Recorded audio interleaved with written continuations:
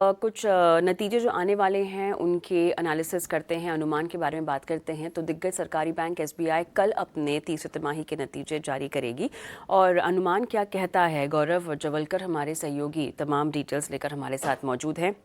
बताइएगा गौरव, क्या कहता है आपका विश्लेषण?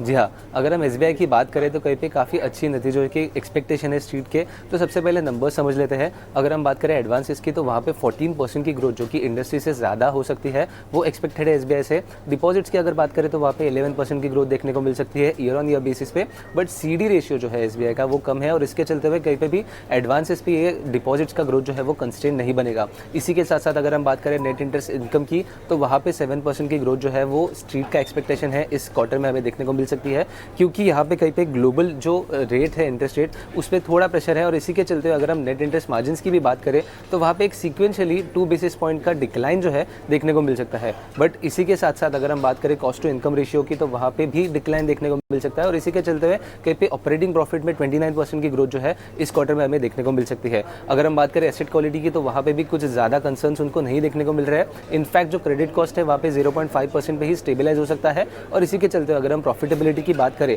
तो कहीं पे 77% की ग्रोथ जो है हमें ईयर ऑन ईयर बेसिस पे देखने को मिल सकती है। इसी क्वार्टर में अगर हम बात करें लास्ट ईयर में कुछ वेज रेट रिवीजन का इम्पैक्ट देखने को मिला था और इसी के चलते ये जो नंबर्स है वो एलिवेटेड दिख रहे हैं। बट ओवरऑल एक हेल्दी नंबर जो है एसबीआई की तरफ से हम इस क्वार्टर में एक्सपेक्ट कर रहे हैं। आखिर में अगर हम बात करें कमेंट्री की तो कहीं पे जो मूवमेंट है Q3 में स्लिपेजेस की कैसे रही ही एग्री बुक को लेके वो ज़्यादा इंपॉर्टेंट रहेगी। इसी के साथ साथ आगे जाके ये जो स्ट्रेस कैसे उनको देखने को मिल रहा है, आगे जाके आरओए का ट्रैजेक्टरी और नेट इंटरेस्ट मार्जिन्स की ट्रैजेक्टरी कैसे रहेगी वो जानना काफ़ी ज़रूरी रहेगा। और अगर एसबीआई का कुछ कैपिटल रिक्वायरमेंट्स है और एसबीआई अगर कैपिटल रेज के लिए कुछ पॉइंट्स देखेगा तो वो जानना काफ़ी ज़रूरी रहेगा मैनेजमेंट की तरफ से। बट ओवरऑल एक अच्छे नंबर जो है Q3 में हम एसबीआई की तरफ से एक्सपेक्ट कर रहे हैं।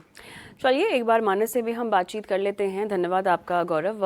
मानस, तमाम पैरामीटर्स पे यहाँ पे अच्छे नतीजों का ही अनुमान है, आपका क्या कहता है विश्लेषण एनालिसिस?